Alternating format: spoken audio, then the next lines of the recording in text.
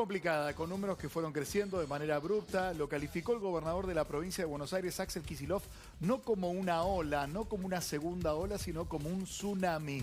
Pidió medidas más estrictas. Luego de un consenso con la ciudad, llegaron a articular 78 rubros que pueden transitar, pero con permiso. Con permiso, con nuevos controles que se empiezan a implementar. Ya se empezaron en realidad a implementar en los últimos días. Vamos a estar hablando de todo esto porque los casos suben día a día. Todos los días estamos hablando de una cifra récord en lo que es ya claramente la segunda ola. Es así, 24.000 casos como pico en una semana muy compleja, muy complicada y con, atención, 12 distritos que tienen sus unidades de cuidados intensivos al 100%. Eso significa que, obviamente, cuidado por medio no pase, pero si una persona de ese lugar necesita un respirador o una mascarilla de asistencia respiratoria, hay que llevarlo a otro lugar, a otra localidad, a algunos kilómetros. Cuidar la salud, cuidar el trabajo, la producción y cuidar la presencialidad de los chicos, de las escuelas, los tres focos de los que hablaba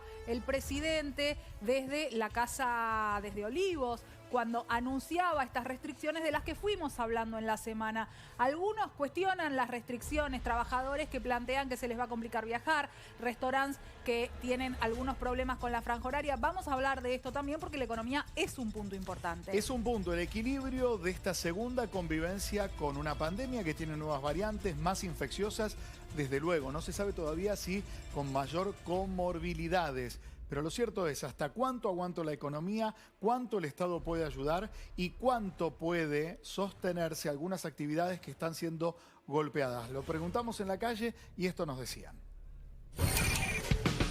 Ante la llegada de la segunda ola, el gobierno dictó nuevas restricciones. ¿Cómo afecta esta medida a la calle? Dialogamos con la gente. No, me parecen perfectas. Estoy totalmente de acuerdo con lo que dicen. A veces tengo que salir a las 5:30 de la mañana y con estas medidas que no puedo salir a las 6, sino hasta las 6, llego más tarde al trabajo.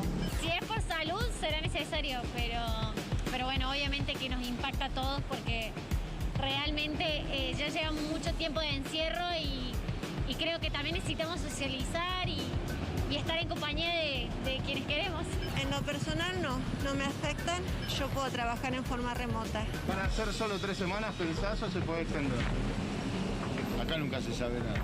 Y mira, supongo que se va a extender como la vez pasada. Yo creo que no. ¿Crees que se puede volver a un confinamiento total? Y es lo mejor. No, yo creo que no. Porque no hay margen tampoco para eso. La gente no se va a querer encerrar toda. Y si esto no se revierte... Yo pienso que sí, aunque no me parece que va a ser algo bueno para el país. Esperemos que no. Los jóvenes más los que hay problemas. Me parece que está muy complicada la situación sanitaria del país. Y entiendo que es muy difícil ser equilibrado en este contexto.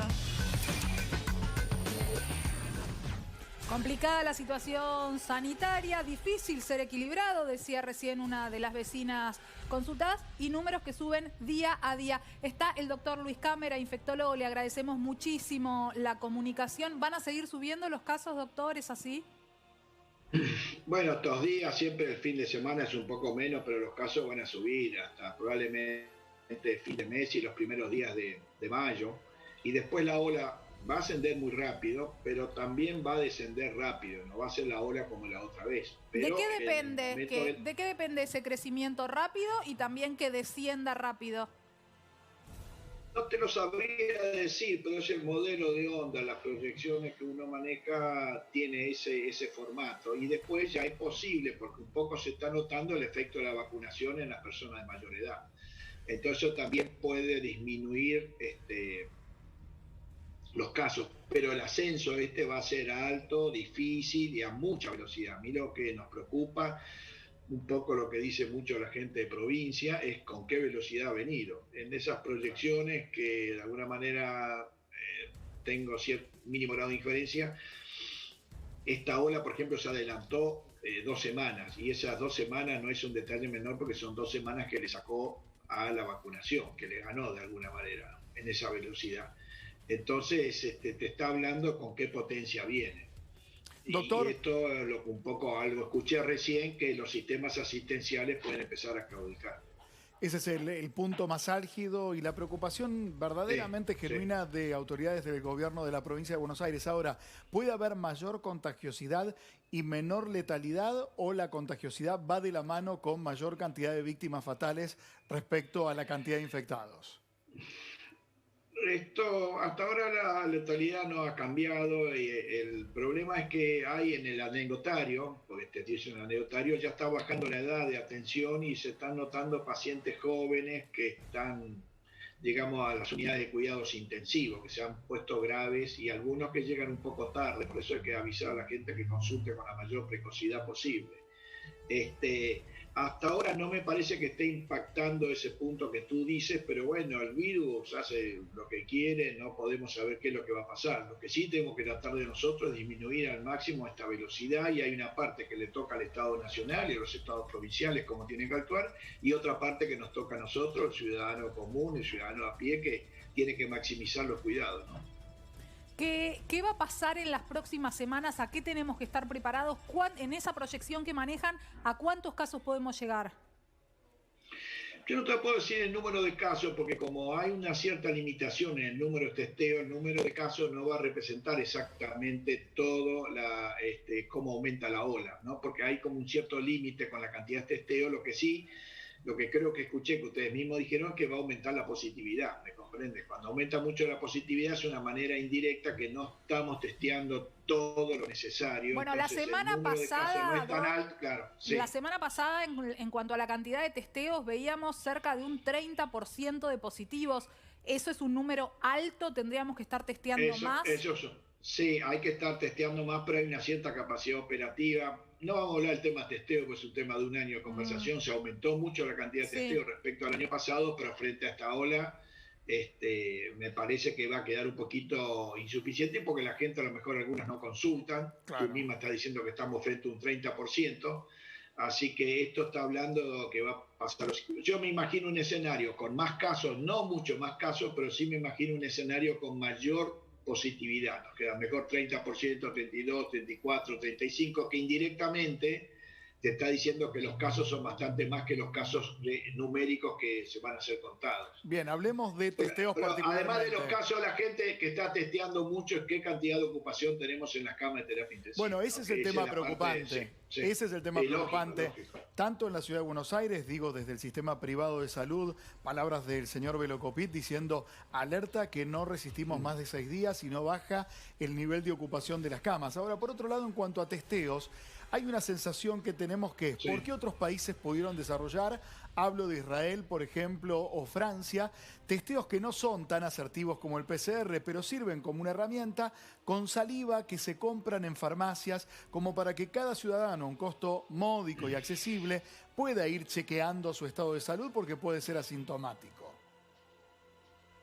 No, eso es cierto, pero bueno, eso habría que conversarlo con las máximas autoridades, porque algunas se implementaron. Por ejemplo, acá en la capital el testeo de saliva se ha implementado en los aeropuertos y en varios lugares. Ahí estamos un poco flojos en por qué esto no se ha generalizado aún más. No te lo sabría explicar, porque aún también el CONICET tiene un sistema de testeo muy rápido, pero no se ha logrado implementar algo que tenga masividad. Siguen existiendo estos test rápidos, pero no a la masividad que a lo mejor en este momento pudiese estar haciendo falta, ¿no?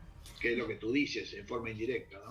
Vamos, doctor, a la capacidad sanitaria. Recién hablábamos, mi compañero mencionaba las palabras de Velocopit, que dice que el sistema privado no tolera 5 o 6 días más. A la vez, cuando recibimos los informes de tanto de Ciudad de Buenos Aires como de provincia y de Nación, se habla de una ocupación de entre el 56 y el 61-62% de las camas de terapia intensiva. ¿Cuál es la realidad hoy del sistema sanitario? Bueno, depende de las localidades, pero tanto el sistema público como el sistema privado, yo conozco más hasta íntimamente en el sistema privado, porque bueno, es donde trabajo.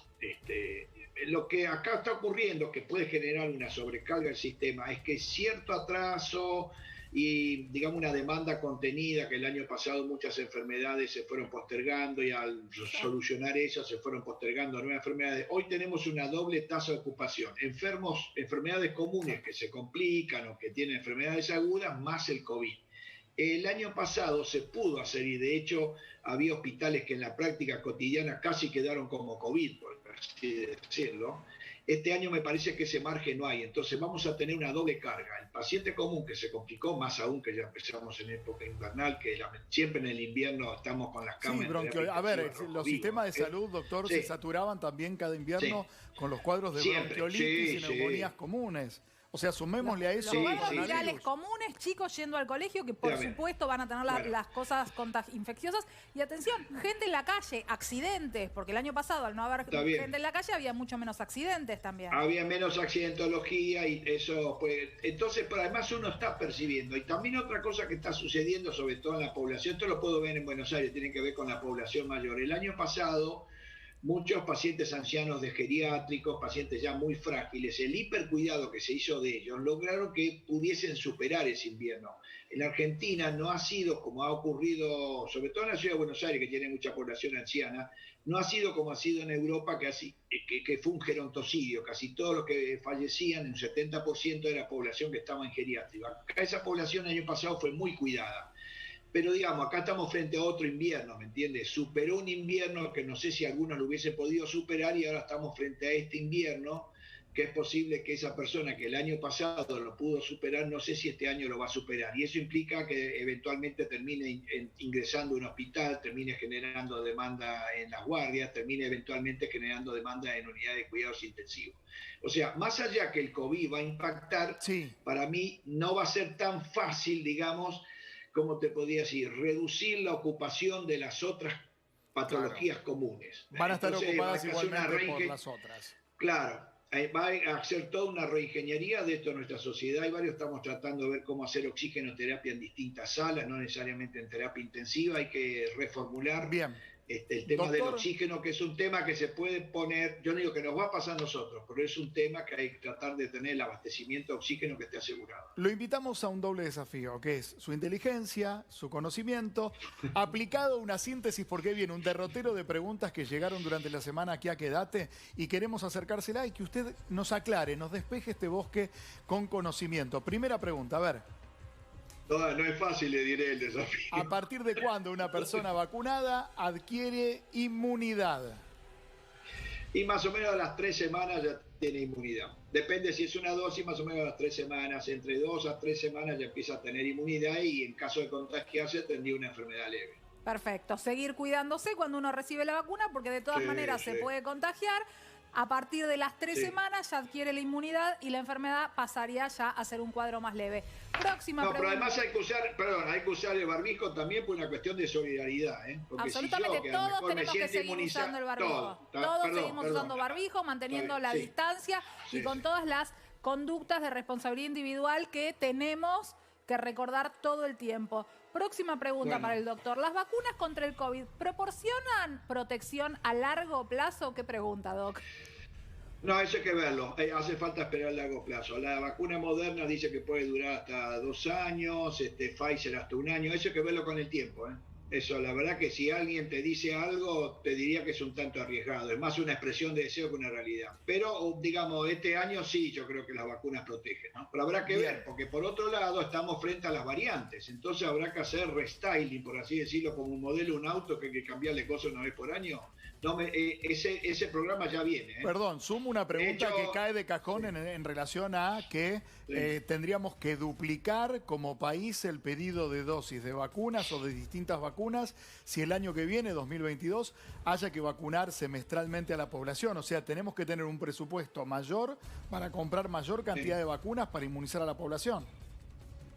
Es muy probable que, suponiendo, vamos a una hipótesis que dicen algunos, que yo me resulta bastante creíble, que el virus, digamos, lo pudimos controlar con la vacunación, pero aparecen las nuevas cepas, entonces hay que vacunar nuevamente y el virus va a tener cierta invernalidad. Los inviernos van a ser difíciles y ya mucha gente, algunos especialistas que yo creo, están hablando hipotéticamente, pues estamos hablando dentro de 1 año o 2, ¿no? No menos, que vamos a tener que usar, por ejemplo, barbijo todos los inviernos.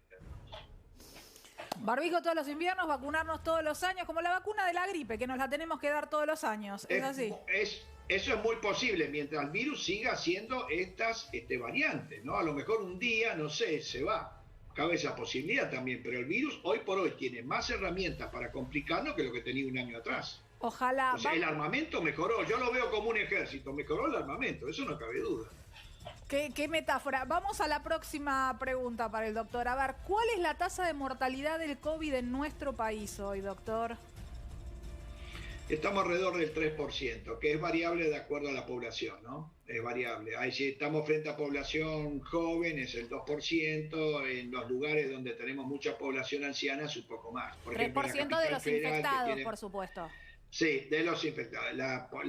Sí, porque no se puede decir del verdadero COVID, porque no hasta que no tengamos un trabajo de cero prevalencia, no podemos saber en realidad cuánta gente nos infectamos. Por datos que se hizo en la ciudad de Buenos Aires y la provincia hace 2 meses atrás, por cada test positivo hay alrededor de 3 a 4 personas más que habremos contraído la enfermedad. Parámetro solamente para poder calcular y ver mejor. ¿La gripe qué mortalidad, qué índice de mortalidad tiene?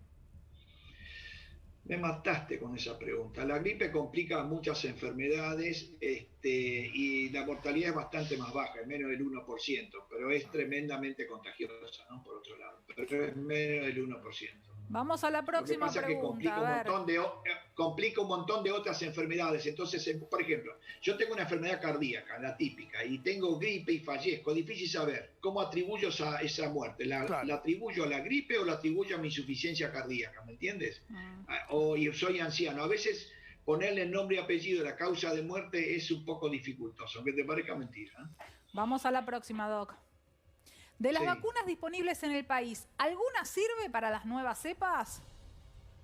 Y yo creo que la de Gamaleya dice que tiene posibilidades y también la de AstraZeneca demostró que sirve para las nuevas cepas. De hecho, hay una experiencia bien clara y concreta en el Reino Unido que vacunó mucho con la de Oxford y fíjate que el Reino Unido llegó a tener hace 2 meses 1.000 fallecidos por día y ahora está, creo que menos de 2 dígitos. Quedó descartado, con una dosis, la gran mayoría. Quedó descartado que los episodios de trombosis estén vinculados a la vacunación con la vacuna de AstraZeneca. No. Están aparentemente, es un síndrome que se ve en gente joven y son síntomas raros, son unas venas que nosotros tenemos acá y acá atrás de los ojos que frecuentemente trombosa. Frecuentemente no es muy rara esa enfermedad, pero bueno, ha pasado anecdóticamente, que es un fenómeno inmunológico que compromete a las plaquetas. Las bajan a un lado por consumo y al mismo tiempo trombosa. Es raro, ¿no? Porque si uno tiene las plaquetas bajas tendería a sangrar. Acá hay un consumo.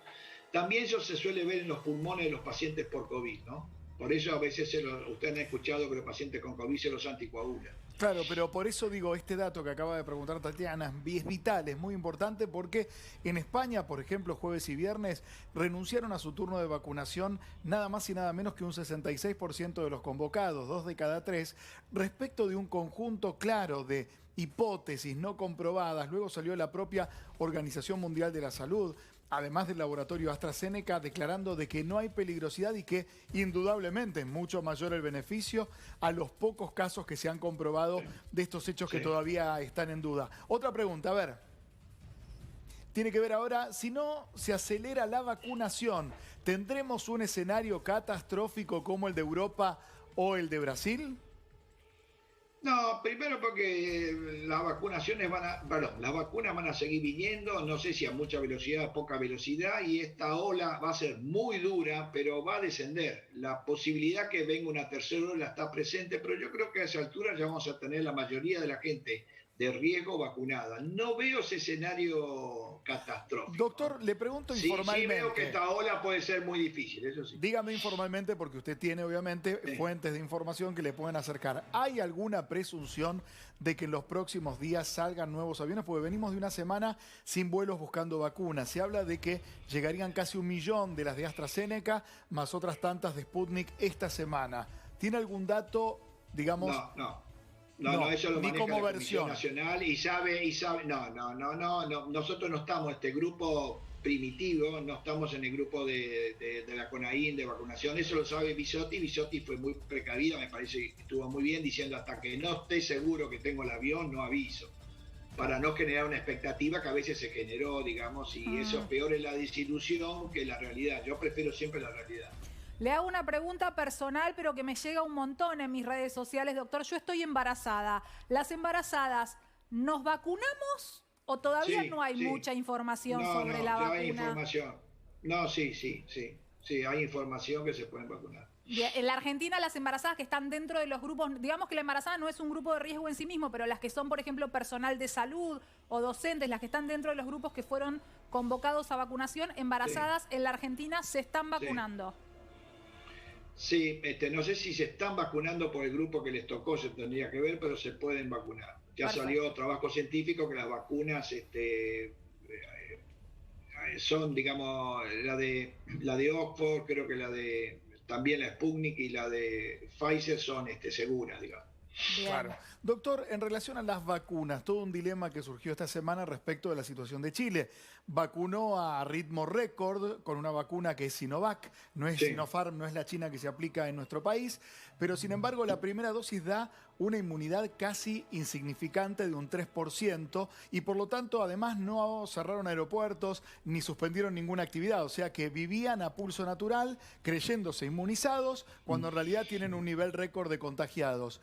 ¿Cuándo desarrolla la inmunidad esa vacuna y qué diferencias tienen con las vacunas que se aplican en nuestro país? Bueno, esa vacuna chilena, aún con las 2 dosis, tiene una efectividad del 60%, es bastante más baja que las 3 que, entre comillas, están circulando en Argentina, que están en un 90, 91 y hasta un 80 que la Sinopharm, o sea, están bastante más bajas. Pero además en Chile también ocurrió que ellos empezaron a vacunar ya con todo el desarrollo de la segunda ola, que no se notó tanto al principio porque empezó desde las distintas regiones, no entró por Santiago de Chile, digamos, entonces como que no impactó tanto. Y por otro lado, las primeras dosis, evidentemente, ese trabajo que salió de la Universidad Católica demuestra que sirve muy poco, que hace falta la vacunación completa. Y otro, en el anecdotario, voy al anecdotario, que importa mucho, porque varios médicos chilenos me lo contaron, muchísima población chilena que estaban económicamente bien, se fueron de vacaciones a Brasil y todos volvieron con el virus de Manaus. Doctor, O sea, una combinación, desarrollo de eso, la vacuna que no es tan efectiva y se fueron todos a Brasil. Ese combo. Fue tremendo. Pero ya se está notando que las personas mayores no tienen la misma tasa de infección que los jóvenes, ni tampoco están ocupando terapia intensiva como los jóvenes. Ese efecto ya se está notando. Es muy utópico de mi parte pretender que en algún momento los laboratorios liberen las patentes de la vacuna. No te lo sabría decir. No te lo sabes. Yo te digo, así que repetí como un loro 1000 veces, era el único que lo decía. El mes de junio aproximadamente Bill Gates, un ícono del capitalismo, te estoy hablando, ¿no? Un ícono del capitalismo. Dijo la vacuna tiene que ser para las personas que lo necesiten y no para los países más ricos. También lo dijo el Papa Francisco, sin embargo los laboratorios piensan en otro Dios que se llama dinero. Otra placa, a ver, otra pregunta. Tuve COVID, sigo sin olfato y gusto después de 4 meses. ¿Puedo volver a contagiarme? El recontagio es mínimo. Dicen que la inmunidad empieza a bajar a los 7 meses aproximadamente. El recontagio es mínimo. Sí, a mí me preocupa, lo dije varias veces, que este virus, el de Manaus, el P1.1, este virus puede recontagiar, por lo menos en Manaus, hasta un 50% de los que ya padecimos coronavirus. Así que yo estoy igual que ese paciente, yo también tuve COVID, tampoco estoy con problema con el olfato y el gusto. Así que dura un tiempo. Voy a compartir las penas, digamos. Sí. Hablando de la variante Manaus, hablando de Brasil, una semana trágica para Brasil, aunque muchos titulares de portales digitales y diarios no lo mencionen, entre 3.400 y más de 4.000 víctimas fatales por día. Es verdaderamente un holocausto sanitario lo que está ocurriendo en el vecino país y además da marco, es la pregunta, a que se produzcan nuevas variantes aún más complejas por el hecho de que Bolsonaro no tome una decisión clara respecto a la pandemia. Sí. Bueno, eso lo dicen los microbiólogos, los inmunólogos, digamos. Yo repito, me parece un concepto muy, muy lógico. Como el virus se replica tantas veces, digamos, se reproduce, por así decirlo, que no va a resultar más fácil, digamos. Va teniendo hijos, nietos, bisnietos, tataranietos a mucha velocidad. La posibilidad que haya copias deformes, que serían mutaciones, es mucho más probable. Y puede aparecer una muy complicada. Digamos, esa replicación y además como una especie competitiva, ¿no? Tipo darwiniana, que empiezan a predominar las cepas que son más agresivas, que en este caso son las cepas más contagiosas. Hay también un fenómeno biológico que son los fenómenos darwinianos de adaptación. Lo que estamos todos esperando es que algún día este virus se adapte al humano de una manera más inocente. Hasta ahora se está adaptando de una manera más agresiva. Sí, que se adapte de una forma más amigable. Ahora, quiero quedarme en esto que hablábamos del recontagio, porque algo que estuvimos repitiendo mucho por algunos desde la ignorancia y otros desde la mala intención, a raíz del contagio del presidente, se cuestionó la posibilidad de contagiarse una vez vacunado. Y estamos repitiendo hasta el hartazgo. Una persona vacunada, aunque tenga inmunidad, puede contagiarse y la enfermedad va a ser seguramente más leve. El paciente que ya tuvo coronavirus, que tiene también inmunidad por tener anticuerpos por haber tenido la enfermedad, puede estar expuesto a un recontagio más leve de la misma manera que el que recibió la vacuna. Sí, en términos generales así. Lo que pasa es que no te lo puedo decir bien porque los recontagios hasta ahora han sido pocos. El problema es no sé qué sucede con los recontagios con el virus de Manaus. Ok, claro. Es menor ahí está, entonces, ahí no te podría decir los datos. Es menor el índice de recontagios que el de contagios después de que una persona recibe la vacuna. Hay menos recontagios. Hay menos, hasta ahora el recontagio es relativamente anecdótico, no es una cosa que se complica. Ahora, si no tenemos vacuna dentro de un año, no sé qué pasa. Pero hasta ahora el recontagio no ha sido problemático, no ha habido casos más graves. En términos generales, no ha sido un problema. Pero apareció la variante de Manaus y ahí la cosa puede ser distinta. Tengo la pregunta que enoja al doctor Cámara. Tengo la pregunta que lo va a enojar. Pero ya hemos salido de este paso de comedia con bastante elegancia.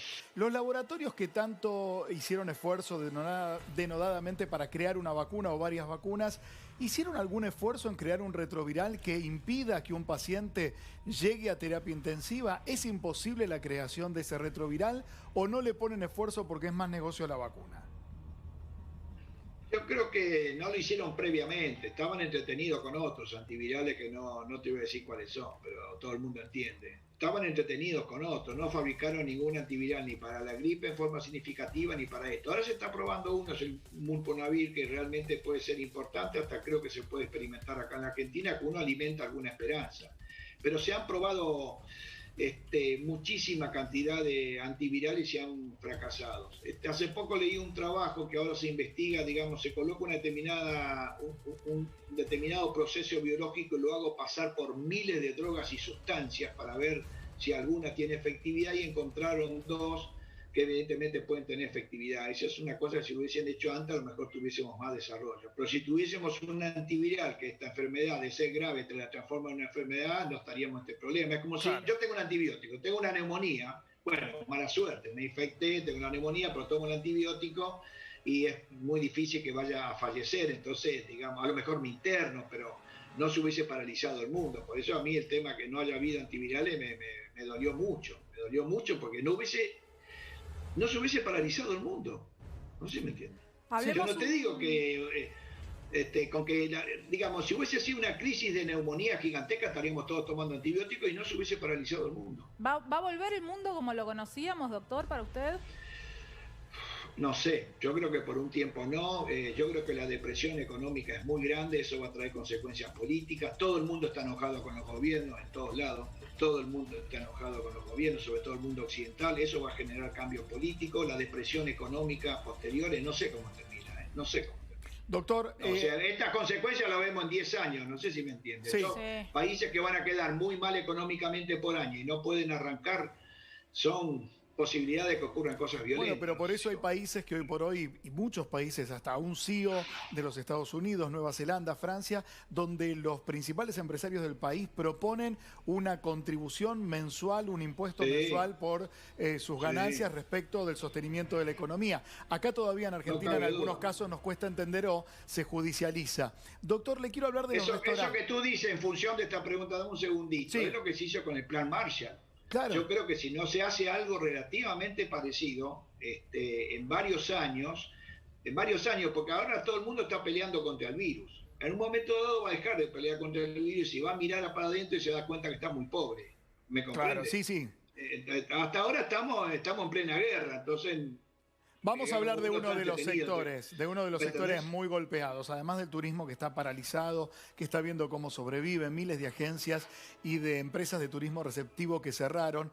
La gastronomía, nivel de contagiosidad de si yo tengo una mesa a 2 metros de otra mesa en un espacio cerrado pero ventilado. ¿Hay posibilidad o no? No, sí hay, pero relativo. Si está ventilado cerrado es complicado, porque ese fue el famoso modelo de un restaurante en China que se pudo ver que el aire acondicionado, pero si tiene ventilación natural, el grado de contagio es En la vereda, bajo. doctor, lo voy pimponeando para preguntarle todas las posibilidades de riesgo. En la vereda, estoy cerca de otra mesa, mientras que estamos con el tapaboca no hay problema. Cuando voy a comer me saco el tapaboca, ¿hay riesgo ahí o no?